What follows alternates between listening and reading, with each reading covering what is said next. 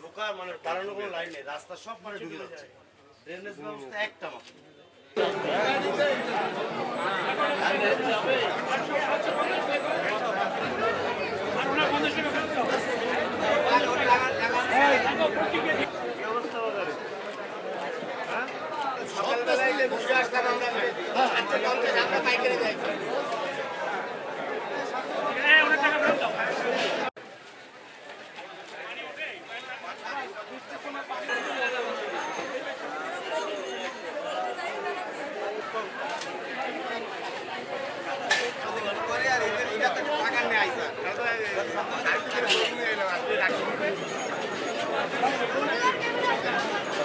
দীর্ঘদিন এই ধরনের বাজারের ব্যবস্থাপনা খুব দুর্বল ছিল, বিশেষ করে পয় নিষ্কাশন ব্যবস্থা খুবই ভঙ্গুর।